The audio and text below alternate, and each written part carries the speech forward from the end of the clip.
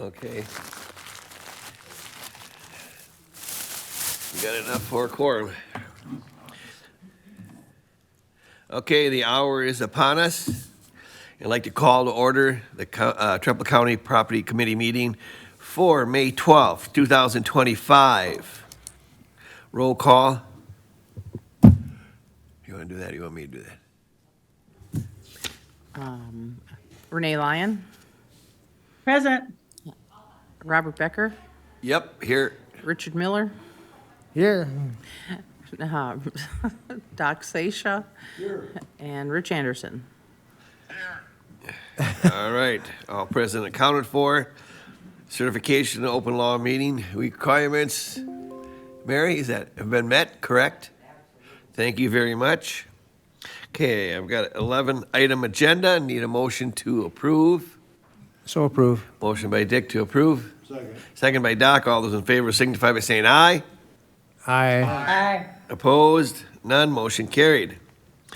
All right, members of the public will have a 15-minute block of time to comment on today's agenda item.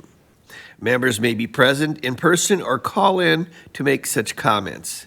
To comment by telephone, please call 715-538-1894. Public comment may be extended or curtailed at the discretion of the committee board chair and after advisement by the committee board. Okay, we'll leave it open for 15 minutes here and go on to, while waiting, we'll go on to number 6, update from Kurt from Samuel's group. Morning, everyone. Just kind of want to give you an update on where we are since our last meeting. The project has started, so demolition has started up on second floor in the old courtrooms. We have had a meeting with the abatement contractor as well as the mechanical contractors to find the most cost-effective option to be able to remove those mechanicals so the abatement can take place on that upper level. So that has started to be coordinated. And then we are working on the value engineering options with the electrical contractor. And we've been able to find some savings. We haven't got to where we want yet, but we're expecting more numbers from them this week. And what it boils down to is we're looking at reduction in scope with camera counts, some of the raceways that are tied into that, but something that isn't going to compromise the overall performance of that floor. So that'll be something that I'll have for you in regards to what those final savings are at the next meeting, but we're working on it. So we're started, off and running. Everything's going good? Yeah, I know the noise will be an issue, and we'll work with the staff in regards to coordination. And obviously, we have multiple phases. So Tad is on site here, and he'll coordinate with Jeremy and Tim and staff in regards to trying to make it as as the least disruptive as possible. So we've started. So. I don't know, I was down there a couple days and I didn't really hear much, so they're doing a pretty good job of keeping everything quiet. Yep. Sounds good. Does anybody have any questions for Kurt? Doc, you ready? Kurt, will there be more than one area worked on at the same time, or are you just going to basically work on one and move Yeah, so people and work we've on another? designated certain portions when we bid it out that we're only working in a certain portion, but we may have to get into lower floors for fire alarm and some of those connecting portions. So there may be a point in time where we do have to work in a couple of different areas, but largely we're going to stay focused on that area for a phase. But there may be areas where we have to pop in and put up some temporary partitions to get some mechanical, electrical done. Okay. Yep. Good.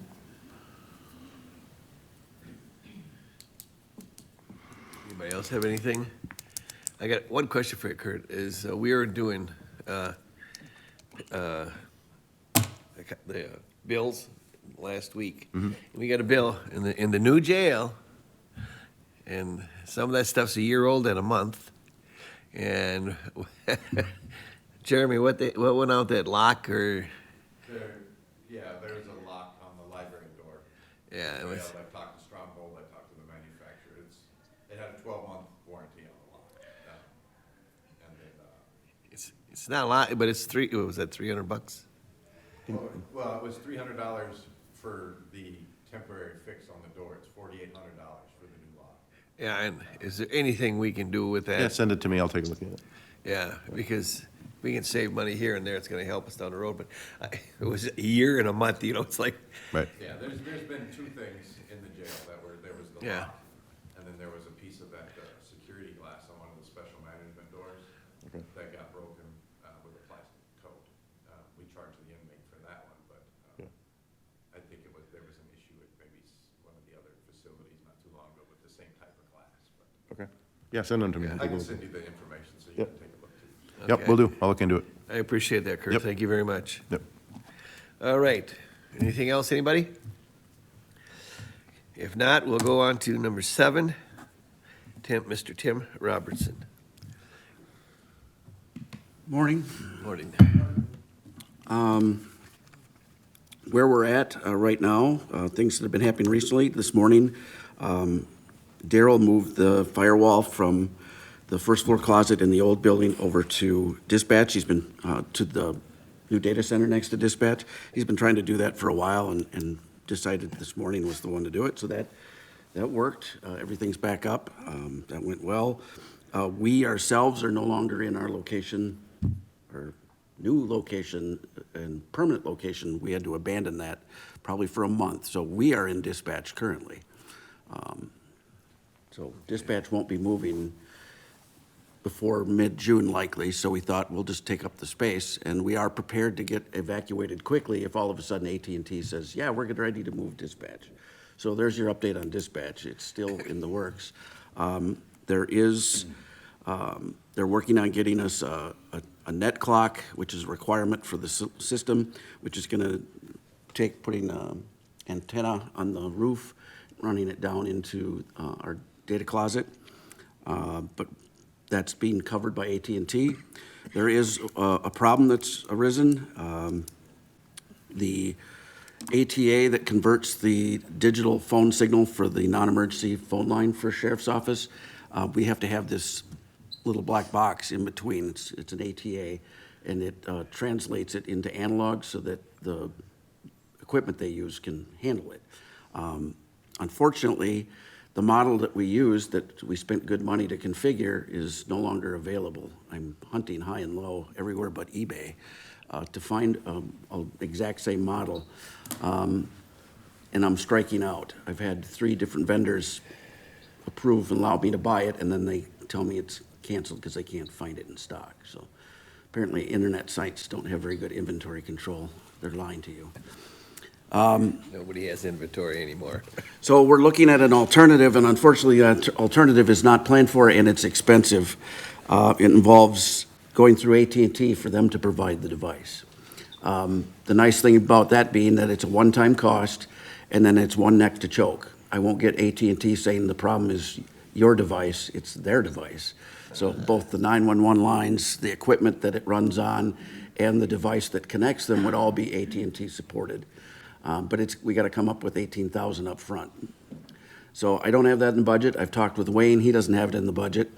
So I can begin a discussion today, since it is the start of the budget process. I can fill you in on where we're at and some of the things I'm thinking of doing. And that keep that ATA thing in your mind, because that's where we're going. Archive Social is a software tool that we use to record and store everything that happens on our website and everything that happens on social media pages. It's one of those requirements the Corporation Council says the state, we have to do something to keep track of that material, because if someone was to make a records request, we have to comply. In the 5 years we've had it, we've never had a single use of it.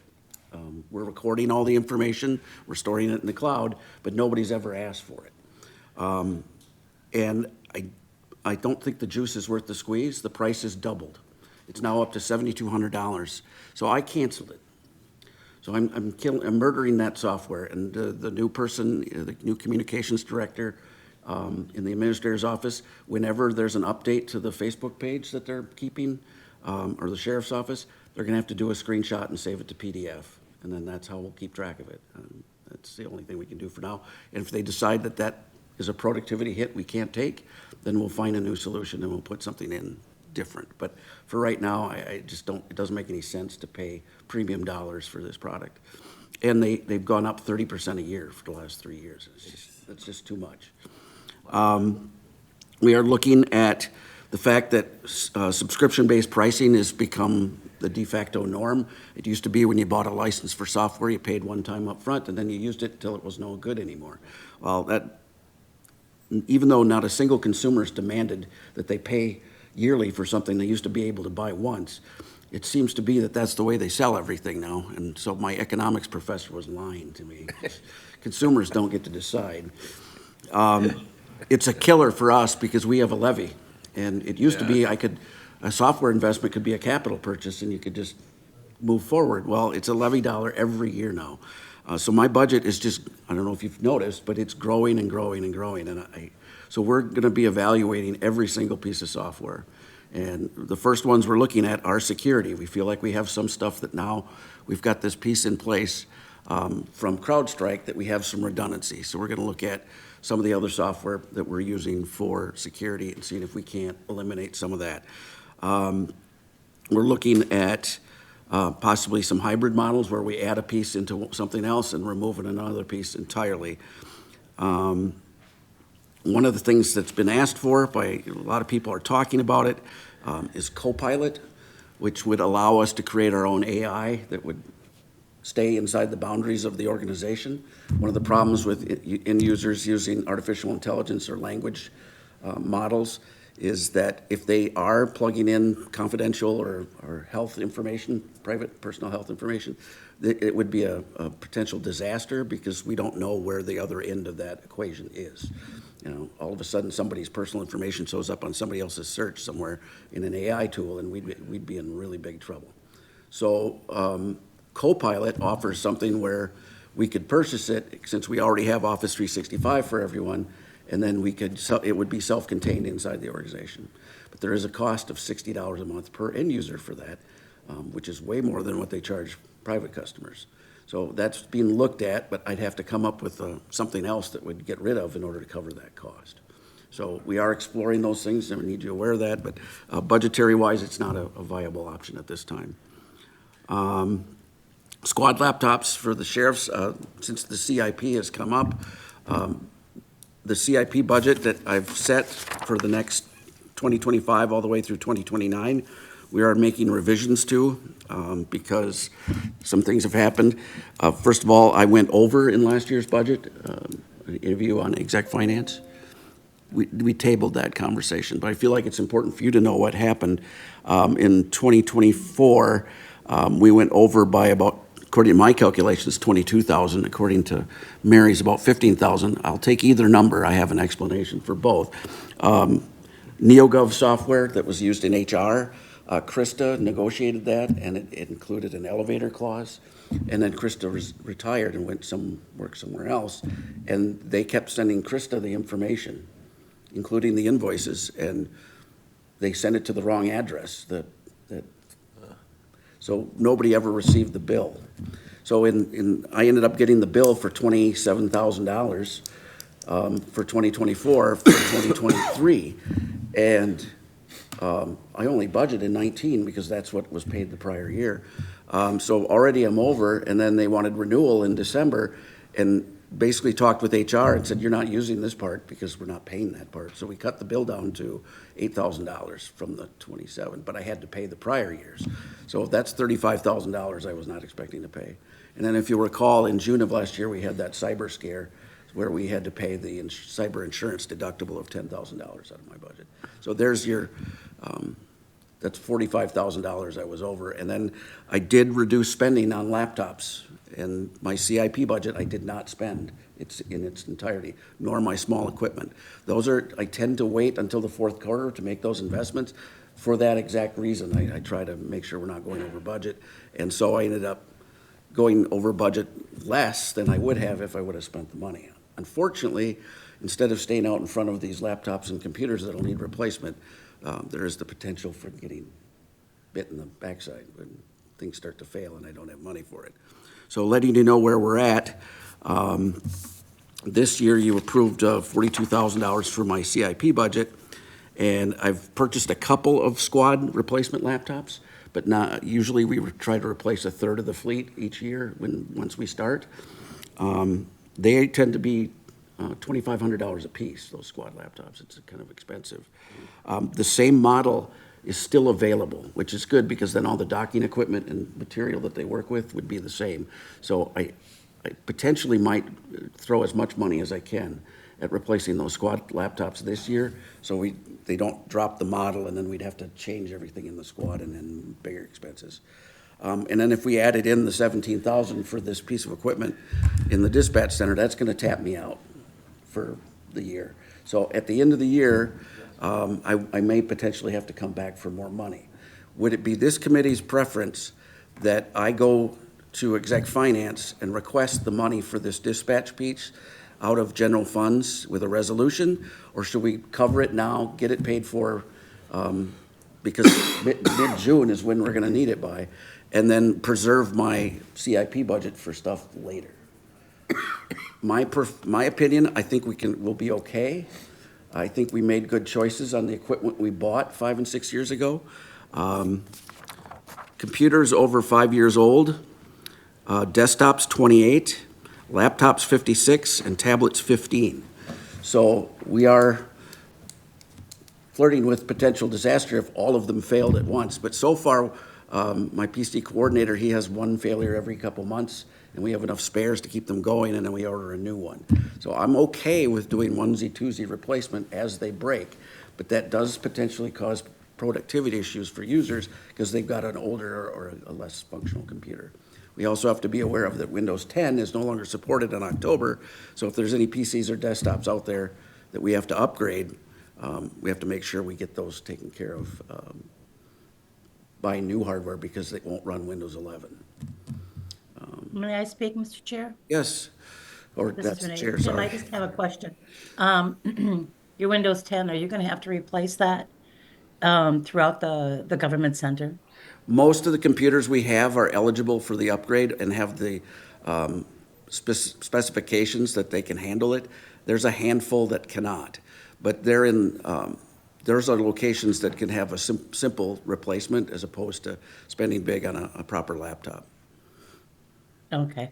Well, I guess your question about whether you should go to exec and finance directly, my idea would be in the matter of saving time and getting things done quickly is that you should go directly to exec and finance rather than going through two committees.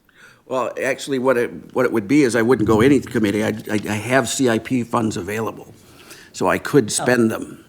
And then I'd have to come potentially to you in September saying, I don't have enough to cover the amount of PCs we're replacing. And then I would have to go to exec finance to draw from my general fund. It is a And CIP that's what I'm item. talking about. There you go. Thank you, Yeah. Renee. Yeah, I feel that would be the best course of action because it is a CIP item.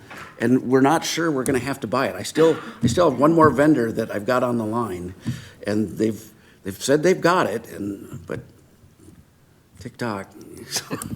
Until I see a shipping, I can't go with that. But also important is figuring out Becky has instituted a 5-year plan for CIP spending so that you're aware of what's coming, and I think that's a great idea. But one of the problems we're facing is we spent $250,000 just a few years ago to put this new virtual data center in, and it's been a fantastic, because now you didn't hear that I'm replacing servers, right? Those things are $10,000 to $20,000 a piece, and I'm not replacing any of that because this virtual environment allows us to spin up whatever we need.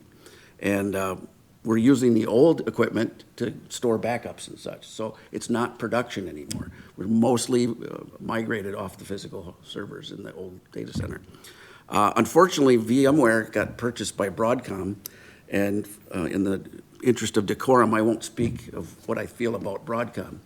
But I've talked to our software provider, the specialist that we've dealt with to bring that system online, and he's telling me that I'm looking at probably a 700% bump. They are telling their customers to go away. So I have to come up with a new solution in 2027. I refuse to be held hostage like that. So we will be putting together some proposals, some alternate solutions, because once they won't support that software anymore and I don't pay the support at those outrageous prices, I can't have a production system running on that. We'd have to turn that into a backup, and now I need a new one. And I promised you we'd go till 2032 without that. I didn't know that VMware was going to get bought and that we were going to get hosed. So we're working on a plan for that, and I'll be updating the CIP, and you'll see that in exec finance. That being it, I did have one other thing I wanted to mention. We're having some electeds coming in May, and I was hoping that IT could have a bit of time with them. It's a very limited amount of time, but I wanted you to know what I would like to say to our electeds regarding information technology at the county level. The monopolies that we're dealing with are getting out of hand. In law enforcement, if you want technology for law enforcement, it's Axon or Motorola. And they have you buy, they charge you whatever they want. And we bought a perfectly good squad video solution, very affordable, called WatchGuard. Fantastic customer service. They were great. Got bought out by Motorola, and now they're holding the sheriff's office hostage. We're going to have to pay to upgrade this system, and we're going to have to replace all the hardware. It's getting out of hand. And there's all these softwares that are specific to municipal government. The ones we're putting in right now from Tyler Tech, the Munis system, the UKG for payroll. What would be really useful for the citizens is if the state would just buy it for every organization, get the huge bulk rate, and then everybody'd have the same system in the state. I know it sounds anti-capitalism, but if Mary and every other county clerk and every other finance person had the same solution for the keeping track of the ins and outs of the organization, think about how much shared knowledge could make the thing work so much better. And we'd all be sharing on the same platform, whether you're City of Eau Claire, Trempealeau County, Sawyer, Milwaukee, we'd all have the same graphs. You could read it the same way as a citizen. Same with dispatch. Why are we all running 50 different dispatch solutions for 172 data centers? We can't get a good price when we go buy it on our own. If the state would step up, we'd pay for our portion of it, sure. But why don't they buy it and distribute it? I don't understand it. So that's my soapbox. I'll get down off it. And if you get a chance to speak with the legislators, I hope you have some thoughts you can share with them too. Thanks. Thank you, Tim. I agree. You had a lot there. But it kind of sucks when those big companies, they got you right there because you have no place else to go. It's like a monopoly there, and the government doesn't care about it. I mean, big government, Madison, doesn't care about it. Corporations don't care about it because they can make more money. They can throw money at it when they have a problem, or they can say go away and pick and choose whenever they want. It's a little bit more complex to implement systems at this level. How many squads are there, Tim? We have 20 that are outfitted with squad computers. Okay. Or one's a spare and 19, really. So we replace 7 of them every year. Could we get 4 years out of them instead of 3? I don't know. I'm just asking. No, we don't every year. I haven't replaced a squad laptop for a while now. Oh, you haven't? Oh. But when we start, we try to get them done in 6 a year, get them done.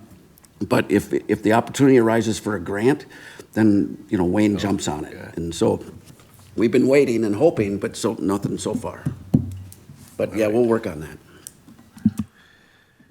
Does anybody have any questions for Tim or anything? And I think we're all in agreement with keep going the way you want to go, and we'll see what happens down the road with that program. Yeah, I can send an email out when we have verification of what's going to happen, and I'll send it to the property committee. That would be great. I'd like you in the loop on that. Thank you. Okay, next up, Jeremy. Good morning. Okay, so there's not really a lot going on with facilities right now, I guess, right? So, biggest one for this week outside of the construction project is this Saturday. This actually correlates to something that Tim stated earlier with Daryl moving that switch. The transformer that was put in for this building during the build process, there was a manufacturer defect in that transformer, so the city needs to replace that. They are replacing that this Saturday. So this Saturday, around 6 a.m., the city of Whitehall will come in and My staff will be here to shut down the power to the building. The building will then be running off the generator for 3 or 4 hours while the city does that replacement. And then I have B&B Electric coming back in to turn the main breaker back on, mostly because, one, I am not in town this weekend, and the gentleman that's on call is not an electrician, and I wouldn't put it on him, because technically that person has to wear a full arc suit in order to turn that thing back on. And it's not just like a breaker at home where you have to flip a switch. You've got to pump it up, you got to prime it, you got to hit the button, and then it makes a loud noise like every door in this building slamming at the same time. So I'm not putting that on him, so B&B will be here to turn that back on to make sure the voltage is correct and that everything is working as it should. So that's what's happening this Saturday. I think Daryl will be on call essentially for that. I'll have one guy here on site for that entire process, and then, like I said, the city of Whitehall will be here for that. Construction has been going on here for a couple weeks now. A lot of demolition mostly. Today is when everything is really starting to kick off, kind of what Kurt was saying earlier. We have plumbers and electricians that will be roaming through the first floor areas as well, and human services, veterans, treasurers, which I notified those people this morning, plus sent an email out to everyone as they're trying to locate shut-off valves for the plumbing or junction boxes for certain electrical areas so that everything can get shut off as needed. I did walk with the plumbers this morning and gave them a heads up that there's, not like here where we have an overabundance of shut-off valves. I can isolate every single fixture here in this building. Over there, it's kind of a gate valve that will shut off 5 or 6 things if that gate valve works. So there is a potential that the water will be shut down to that building for a portion of time if we have to shut down the main to do a few things. But again, I'd let staff know what was going on. If we shut off the main to the portion where the construction is working, the basement bathrooms on the south side of the building would still work, and then there would be restrooms over here in this new facility where the building connects that people could use if they needed to for a short amount of time. Abatement should be starting, I believe, from talking with Tad this morning. They're supposed to be mobilizing tomorrow, I believe it is, and they'll start working in the area that IT evacuated first, that we relocated them, so then they'll start with that area, and then they'll jump over to the old judicial area. In there today, they've already removed the ceilings, and that's the HVAC crew is in there, the mechanical crew is in there getting the rest of the stuff out of the way for the abatement crew. So the IT area, they said that should take 3 to 5 days to get everything done in there, and then maybe 2 weeks for the court judicial area for that to get done. So once the IT area is done, then it will be the cosmetic upgrades, ceiling and stuff like that should start eventually happening in there so we can get IT back. I have to talk to Land Records, but Ann is not in today.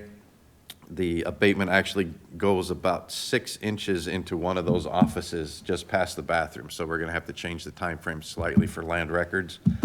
I did talk to Nick in there this morning, but Ann, the department head, is not in. So I will be sitting down with Tad later today to actually get a time frame on when we would need to move them, how long they would be out and stuff like that, so I can give them an accurate one, so I can figure out where I'm gonna put them, and then how long they're gonna be displaced for that.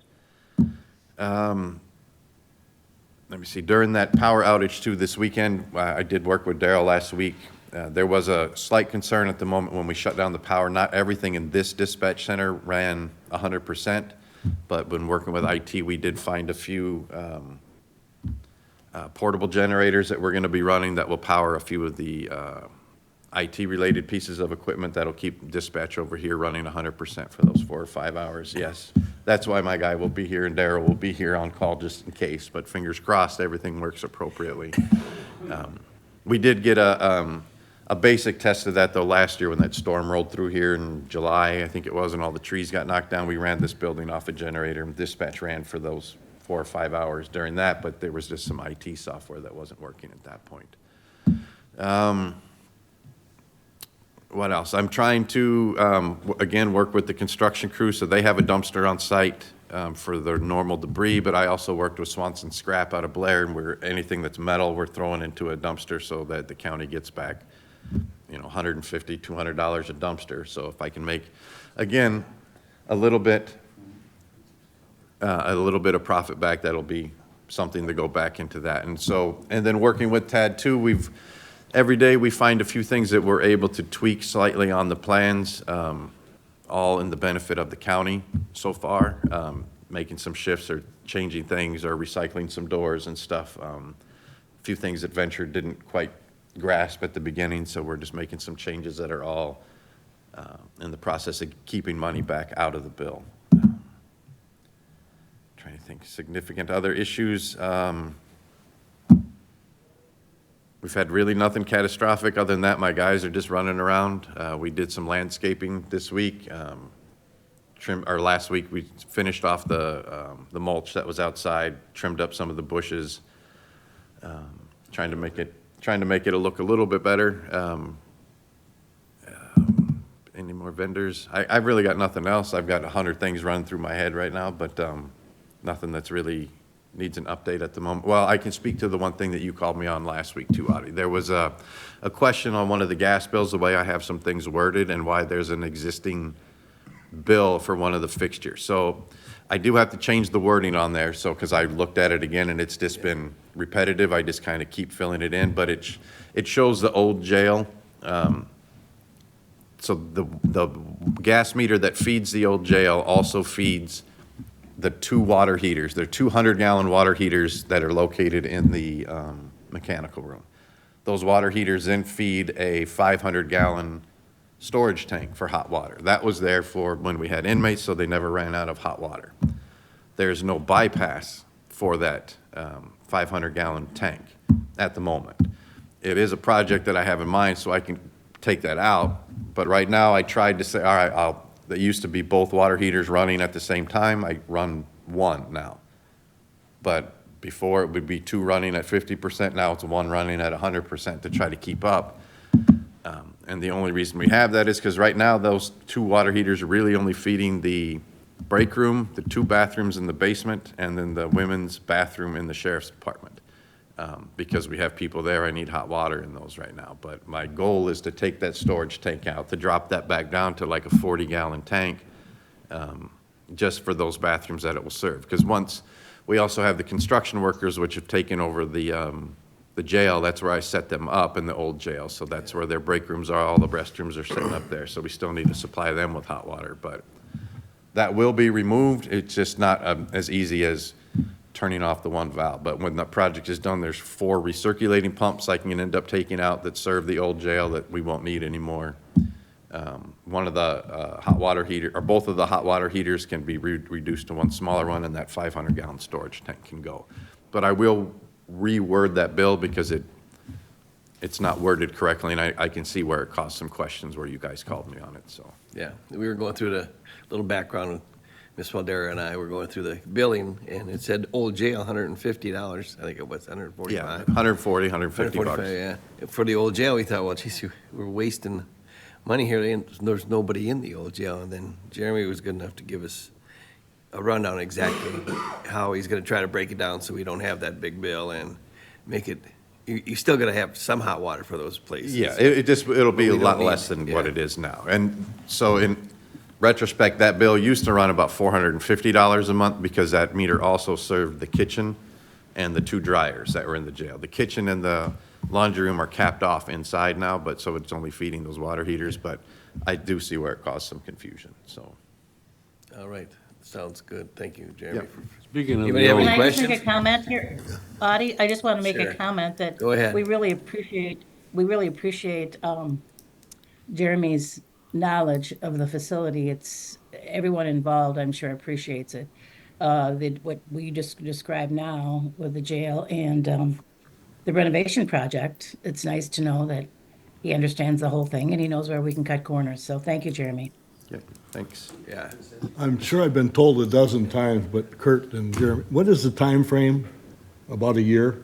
Yeah, so we had originally scheduled a year with the abatement. Like Jeremy said, there's a little additional time there, but we're hoping we can wrap that up. But we've targeted about 12 months. So with a little bit of luck, this time a year from now, we'll be happy. Okay. Yeah, and Thank you. I know that Dominic and Tad, we're working on an updated timeline for some of the vendors. So when I see that too, I can just send that to property too, because it should give a breakdown phase by phase on rough approximation of timing, so. Yeah, that would be good. So this way we have some idea in case somebody asks one of us, where are we, how much time? We can keep people. Yeah, 'cause we need Getting a- information out there is always good. Yeah, because we all need to kind of know where we're sitting, because once this is done is then when I have to shift everyone else to where they go and then shift these people where they came from and everything else. So we have a rough approximation, but once I get it as a digital form, I'll make sure to email it to the property committee. Speaking of the old jail, what's going to happen to that space? Is it- So right now, other than the spaces that are being occupied by the contractors that are in there, every cell block has pretty much been given to a different department that needed extra storage. So Stacy has one for payroll, county clerk has one, human services has 2 or 3, IT has one. So it's basically just a super secure storage for records, files, and old printers and stuff at the moment. But- I saw a snow blower and that's what. Yeah, there's a few things, in there, but it's helping people out, it's giving them somewhere to put it. And the cost to renovate that jail into anything other than storage would have been Astronomical. significant. Yeah, so Yeah. it's, at the most, once everything is done, I'll probably end up ripping out all of the plumbing fixtures, because right now, we sometimes forget that they're in there and we don't go water those traps enough, so it's kind of a foul odor when you walk in there, yeah. so eventually we'll put plugs in all those, rip out all the sinks, but for now, I'm leaving most of that accessible to the contractors that are rolling through there. One other thing, I'm making an assumption that as we go through this process of remodeling or refurbishing or whatever we want to call it, the goal is to pretty well complete in terms of finishes too, an area before you move on to the next one. Is that fair to say? Yeah. Yeah, each one of those portions will be in finished form when we move individuals in there, correct? So basically, those people who are involved in, what should I say, dismantling, they will finish their job and you have another crew come in and build back up while that crew moves on to the next stage, the next location or priority. Thank you. Yeah, the way that I've seen it now, it's broken up in phases, like where we're in phase 1 now, and then there's a phase 1B and C, but the contractors will roll through in phases in each phase, where you got the demolition crew and then the mechanical crew and the abatement crew, and then you're gonna have the finishing crews that are gonna be coming through flooring and painting and sheet rocking and all that stuff. And then it will be, once that phase 1 is complete, then that's when we move the county clerk, the register of deeds, the treasurer up into the old north courtroom, because that area is done. And then at that point, the construction crew will have moved on to where, like land management and stuff is. So it's a lot of hopscotch, a lot of shifting from A to B to C to D, all the way down the line. Because, like I said, once we move the county clerk, then we're gonna move administration into the county clerk while they redo the administration area. Then when that's done, then we put them back where they go. So there's a lot of tentative schedules, but like I said, the time frame will be there, but that's gonna be semi-fluid too. It's gonna be rough, but it may vary, 3 or 4 weeks each way as we move on, so. All right, does anybody have any questions? Rich, you got anything? No, I'm fine, thank you. Thanks. Thanks, Jeremy. Thank you. All right, I'd like to take this time, we'll close the block of times for public comments and move on to number 9, discussion of county properties. This is on there, I threw this on there because Highway has a problem, not a problem with this, but they were thinking of, some people have approached them and said that they have property that they move the road over and it adjoins their land, and they would like to get that land back and how do you want to handle it? Like on an intersection, if they straightened it out, all of a sudden you got 300 feet here. Most of it, I don't think, John, what do you think? It's a half acre at the most, a lot of times, acre? Small, narrow pieces in most cases, and Right, they're really not sellable to anybody other than the people who other than the adjoin people it. had it before joins their land. And I thought maybe if you guys would give your opinion on which direction the highway should, or how they should handle it. Should they sell it back? These are just some of the ideas, and sell it back to the owner. And then, but you still have to get it all resurveyed. One idea is to give it to the owner, but he has to pay for the surveying of the land and set the new points out. You'd be taking this property that's now owned by us and putting it back on the tax roll. And how do you guys, or how would you feel about, or do you have an idea of how the highway department should handle it? Well, even giving it back to them, maybe I think I know more than I do, but isn't it gonna cost them like a couple, $3,000 to get it surveyed back? Is it gonna be worth it for them to do that? It shouldn't be that high. It shouldn't be that much for surveying. I would think, Doc, they said it was gonna be like, about 500 or 8, depending how big it is and what they really have to do. And we'd also put in that agreement, we'd say that in a case where we have a washout or we need to do maintenance work on our part of the property, we reserve the right to go onto their property so we could have access to it. So it's not like we're gonna give it away, and then all of a sudden we'd get screwed because we couldn't do the maintenance. We have to protect our right-of-way first in the same, so I was just wondering, what you guys thought about it, and what ideas we could take us tomorrow, we got highway, and then I could tell them. Saying that, otherwise it sits out there, we can't leave it hanging out, otherwise we got another issue down the line, so. Right, and we had I one think particular guy very like important 2 to get years it, ago, yeah. and he says, have you guys decided yet? And we're still debating, and I thought, well, maybe if you guys, since it is actually county property. I'd be in favor of giving it back, and if somebody complains, well, if they want to get involved and spend the money what it costs to claim that property, it wouldn't be worth it anyway, so. Yeah, I mean, we're actually gaining because it would go back on the tax roll. Right, we're gaining, correct, yes. That would be my favor, yeah. We have our administrator here. What do you think?